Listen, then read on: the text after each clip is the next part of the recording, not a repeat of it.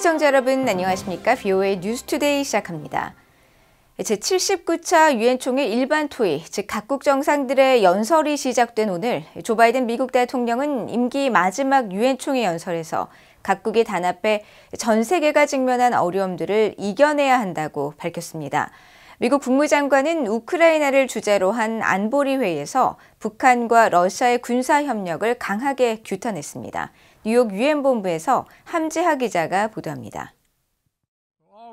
유엔 총회 연설 단상에 오른 조 바이든 미국 대통령은 임기 마지막 연설에서 세계가 겪고 있는 여러 어려움을 언급했습니다. 특히 러시아의 침공으로 촉발된 러시아 우크라이나 전쟁, 또 이스라엘을 둘러싼 중동 분쟁을 지목하면서 모든 나라가 함께 해결하자고 강조했습니다. I recognize the challenges from Ukraine to Gaza to Sudan and beyond. But maybe because all I've seen and all we have done together over the decades, I have hope. I know there is a way forward. 바이든 대통령은 그러면서 우리를 갈라놓는 힘보다 묶는 힘이 더 강하고 파트너십의 원칙은 직면한 도전을 견뎌낼 수 있게 한다고 역설했습니다. My fellow leaders, I truly believe we're at another inflection point in world history. With the choices we make today will determine our future for decades to come. Will we stand behind the principles that unite us? We stand firm against aggression. Will we end the conflicts that are raging today? We take on global challenges like climate change, hunger and disease. 바이든 대통령은 우크라이나를 침공한 러시아를 강하게 비난하면서 지속적인 우크라이나 지원 입장을 재확인했습니다. 약 24분간 이어진 이날 연설에서 바이든 대통령은 이스라엘과 하마스, 레바논 등 중동 분쟁과 중국과의 경쟁 문제, 이란의 핵무기 개발, 베네수엘라와 수단 관련 사안을 언급했습니다. 그러나 취임 첫 해인 2021년부터 줄곧 지적했던 북한 문제는 거론하지 않았습니다. 우크라이나를 주제로 개최한 유엔 안전보장이사회 회의에서는 토니 블링컨 미국 국무장관이 북한과 러시아, 이란을 강하게 규탄했습니다. These actions by Iran, North Korea, and Russia have violated multiple Security Council resolutions. The more Russia relies on their support, the more Iran and North Korea extract in return. And the more Putin gives to Pyongyang and Tehran, the more he exacerbates threats to peace and security, not just in Europe, but in the Indo-Pacific, in the Middle East, all around the globe. 블링컨 장관은 특히 북러 협력이 북한을 더욱 담대하게 만들 것이라면서 북한과 러시아의 군사지원 조약 부활과 러시아의 거부권 행사로 유엔 안보리 대북제재위원회 전문가 패널의 활동 중단을 대표적인 사례로 지적했습니다. 안보리 회의에 참석한 조태열 한국 외교장관은 러시아를 강하게 비판했습니다. 안보리 상임이사국이자 비확산 체제 주축국인 러시아가 안보리 결의를 위반하고 북한과 불법 무기 거래에 관여하는 것은 개탄스러운 일이라고 지적한 것입니다. 반면 러시아는 각국이 영내 상황을 객관적으로 보고 있지 않는다고 주장하면서 역으로 우크라이나를 지원하는 서방을 비판했습니다. 뉴욕에서 VOA 뉴스 함지하입니다. 미국과 영국, 프랑스, 일본, 캐나다, 이탈리아 등 G7 주요 7개국 외무장관들이 북한의 핵과 탄도미사일 프로그램 확장을 강하게 규탄했습니다. 유엔 총회 참석을 계기로 뉴욕에서 회의를 개최한 G7 외무장관들은 24일 발표한 의장 성명에서 한반도의 완전한 비핵화를 촉구하며 모든 관련 유엔 안보리 결의에 따라 북한은 완전하고 검증 가능하며 돌이킬 수 없는 방식으로 모든 핵무기와 기존 핵 프로그램, 기타 대량 살상 무기 및 탄도미사일 프로그램을 포기할 것을 촉구했습니다. 또 관련 유엔 안보리 결의를 정면으로 위반하는 북한의 탄도미사일 및 군수품 수출과 러시아의 조달, 이를 우크라이나에 사용한 러시아와 북러 간 군사협력 강화를 가장 강력한 용어로 규탄하며 핵과 탄도미사일 관련 기술이 러시아에서 북한으로 이전될 가능성에 대해서도 깊이 우려한다고 밝혔습니다. G7 외무장관들은 또 북러 양국의 이 같은 모든 활동을 즉각 중단할 것을 촉구하고 북한은 인권 존중과 국제 인도주의 단체의 접근을 허용할 것과 납치 문제를 즉각 해결할 것을 요구했습니다. 미국과 한국이 핵미사일 능력 고도화와 오물풍선 살포 등 변화하는 북한의 위협에 대응하기 위한 양국의 안보 협력이 필수적이라는 데 의견을 같이 했다고 미국 국방부가 밝혔습니다. 미국 국방부는 24일 서울에서 열린 제25차 통합국방협의체 키드 회의 후 발표한 공동성명에서 양측이 북한의 완전한 비핵화 공동 목표를 재확인했다며 이같이 밝혔습니다. 또 앵카리 동아시아 부차관보와 한국 국방부의 조창래 국방정책실장이 대표로 참석한 이번 회의에서 양측은 영내 평화와 안정을 저해하는 북한의 도발과 위협을 강력히 규탄하고 북한의 위협에 대비해 정보 공유와 협의 체계, 공동 기획 등 분야별 확장 억제 실행력을 지속적으로 강화해 나가기로 했다고 밝혔습니다. 특히 양측은 북한의 오물풍선 살포 행위가 지속되는데 깊이 우려하고 사이버, 전자기 공격 등 본격화하는 북한의 회색지대 도발에 대해서도 긴밀하고 협조된 대응이 필요하다는데 공감했다고 설명했습니다. 미국 정부는 북한의 7차 핵실험이 정치적 결정만 남은 것으로 평가한다고 밝혔습니다. 북한의 오물풍선 살포에 대해서는 혐오스럽고 잠재적으로 위험하다며 중단을 촉구했습니다. 김시영 기자가 보도합니다.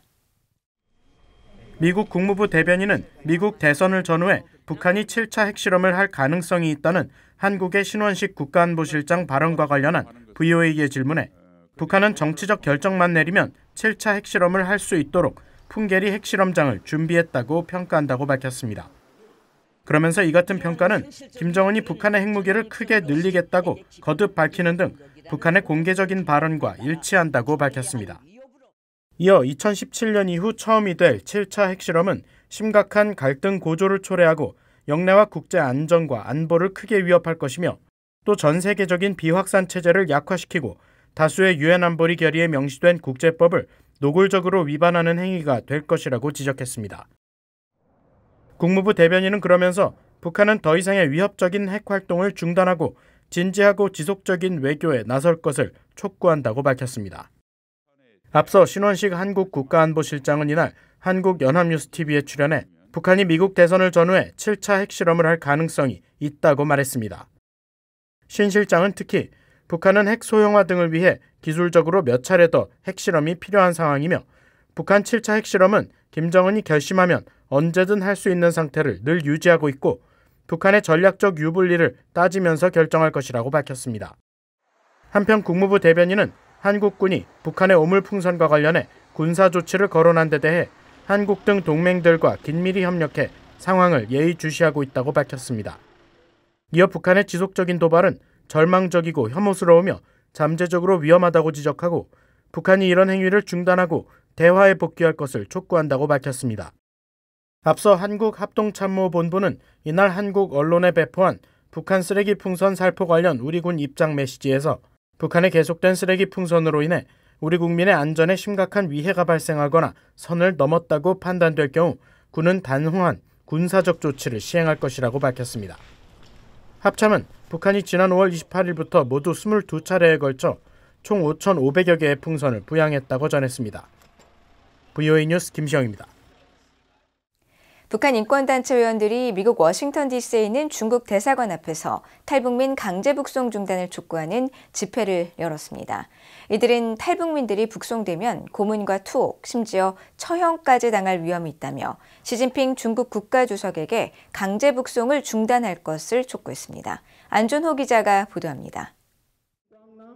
미국 워싱턴 DC 중국 대사관 앞 북한 인권단체 연합인 북한자유연합 회원들 10여 명이 중국은 자유를 찾아 북한을 탈출한 북한 주민들을 북한으로 돌려보내서는 안 된다는 현수막과 피켓을 들고 구호를 외쳤습니다.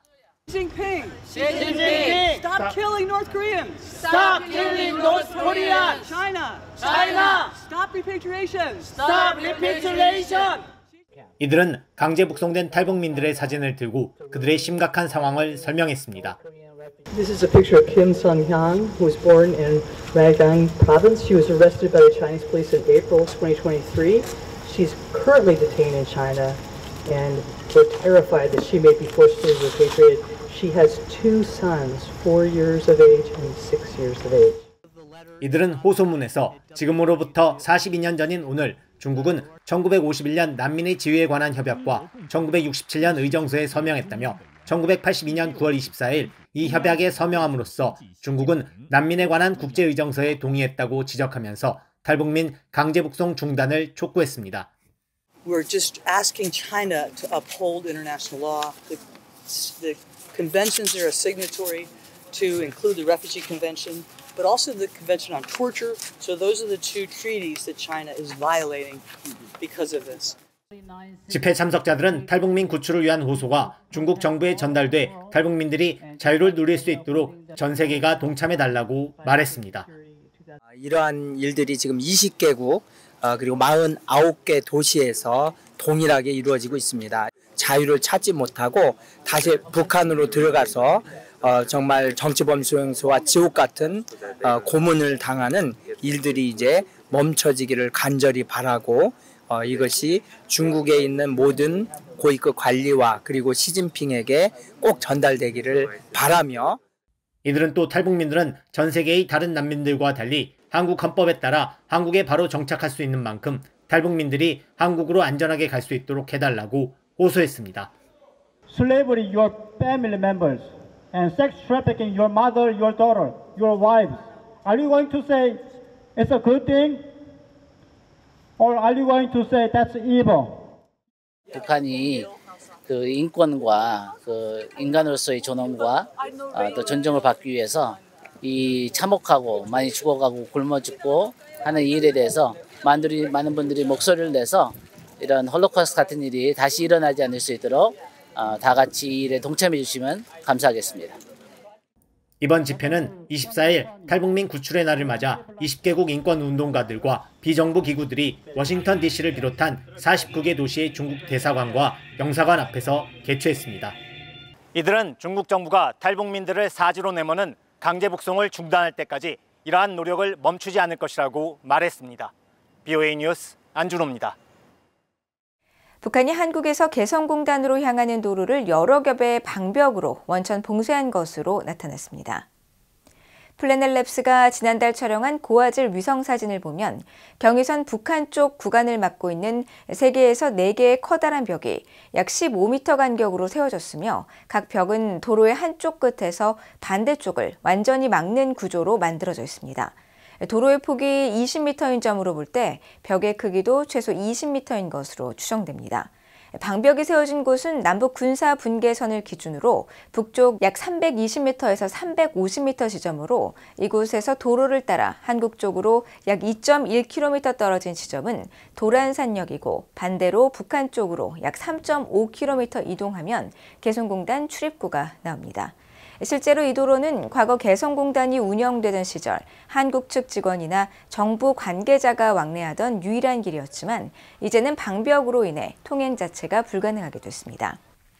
앞서 한국 군당국은 북한이 올해 초 경의선과 동해선 도로에 가로등 수십 개를 철거하고 일부 지역에서 대전차 방벽 추정 구조물을 세웠다고 밝혔는데 이번 위성사진을 통해 실제로 북한이 경의선 도로의 방벽을 그것도 여러 겹으로 세운 사실이 확인됐습니다. 구글 산하 사이버 보안업체 맨디언트가 포춘 100대 기업 수십 곳이 북한 정보기술 인력을 실수로 고용했다고 밝혔습니다. 맨디언트는 23일 발표한 보고서에서 북한 정권이 전 세계 기업을 겨냥한 정교한 공격과 침입을 지속할 것으로 예상한다며 북한 IT 인력의 위장 취업은 데이터 유출, 금전적 손실, 지적재산 도난, 주요 서비스 중단으로 이어질 수 있다고 밝혔습니다. 맨디언트의 최고기술 책임자 찰스 카마칼은 24일 BOA에 보낸 성명에서 북한 IT 인력이 종종 생산 시스템에 대한 고급 접근 권한이나 애플리케이션 소스 코드를 변경할 수 있는 권한을 가진다며 사내 시스템이나 소프트웨어에 백도어, 즉 비인가 접근 경로를 심을 수 있다고 경고했습니다. 맨디언트의 마이클 반하트 수석 분석가도 이날 BOA와 영상통화에서 서방 기업에 위장 취업한 북한 IT 인력들은 북한 해커들이 파괴적인 공격을 할 수 있도록 접근을 제공하고 악성 랜섬웨어를 배포하는 사례들을 확인했다며 보안 위협이 심각하다고 밝혔습니다.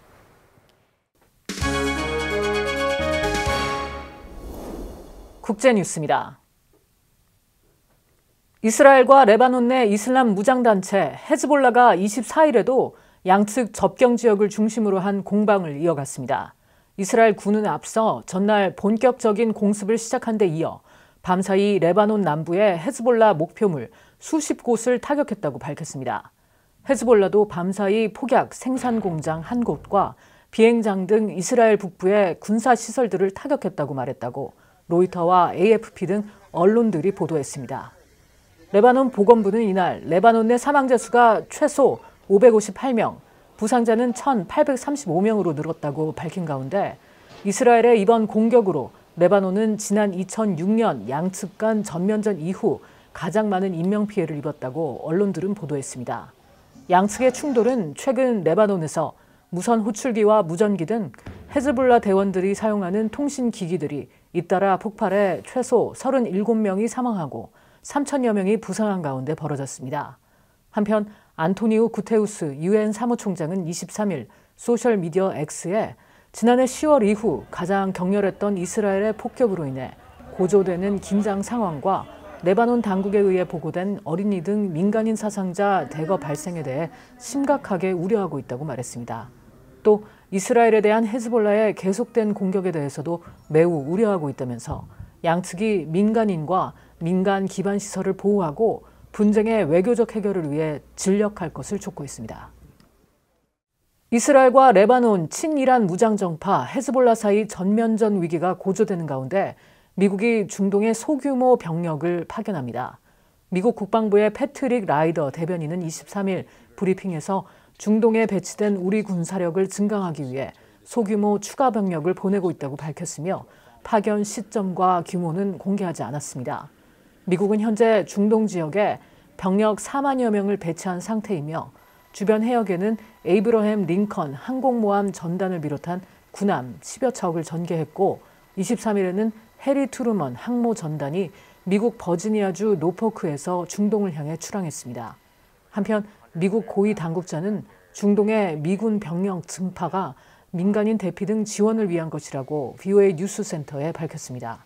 앞서 조 바이든 대통령은 23일 백악관에서 세이크 모하메드 빈 자예드 아랍에미리트 대통령을 만난 자리에서 레바논 상황에 대해 브리핑을 받았으며 우리는 긴장을 낮추고 사람들이 자신들 집으로 안전하게 돌아갈 수 있도록 노력하고 있다고 말했습니다. 우크라이나가 러시아 무기에 들어간 외제 부품의 약 60%가 중국산이라고 주장했습니다. 울라디슬라우 울라시우크 우크라이나 대통령실 보좌관은 24일 기자들에게 중국이 가장 큰 문제라며 이렇게 말하고 무인기와 미사일의 중요 부품 출처로 지목된 나라에는 중국 외에도 미국과 네덜란드, 일본, 스위스 등을 언급했다고 로이터 통신이 보도했습니다. 러시아는 우크라이나 침공 이후 국제사회의 제재로 군수품 조달이 막히자 중국산 부품을 들여와 무기를 제작하는 것으로 알려졌습니다. 미국은 지난 6월 공작기계와 초소형 전자부품 등을 추가로 제재하며 중국의 개인과 조직 20여 곳을 대러시아 제재 대상에 포함시켰으며 미국 고위 당국자는 러시아가 수입한 초소형 전자부품의 90%, 지난해 4분기 공작기계 수입의 70%가 중국산이라고 밝힌 바 있습니다. 중국 정부가 24일 금리 인하와 대출 유동성 확보 등을 중심으로 하는 광범위한 경기 부양책을 발표했습니다. 중국 중앙은행인 중국인민은행 판궁성 총재는 24일 금융당국 합동기자회견에서 이 같은 계획을 밝히면서 조만간 은행 지급 준비율을 0.5%포인트 낮춰 신규 대출을 위한 1,422억 달러 규모의 유동성을 확보할 것이라고 말했습니다. 이어 이번 조치로 6.9% 수준으로 내려간 지급 준비율은 올해 말 시장 상황에 따라 0.25에서 0.5%포인트 추가 인하될 수 있다고 밝혔습니다. 판 총재는 또 구체적인 시행 날짜를 밝히지 않은 채 단기 채권 금리를 현행 1.7%에서 1.5%로 내릴 것이라고 밝히고 부동산 대출 금리도 평균 0.5%포인트 인하할 것이라면서 이 조치로 약 5천만 가구가 연간 213억 달러 규모의 이자를 덜 지불하게 될 것으로 예상한다고 말했습니다. 중국 당국의 이 같은 경기 부양책은 2020년 신종 코로나 바이러스 대유행 이후 가장 공격적인 내용이라고 로이터 통신은 분석했습니다. 지금까지 국제뉴스였습니다. 이상으로 VOA 뉴스투데이를 모두 마칩니다. 시청해주신 여러분 고맙습니다.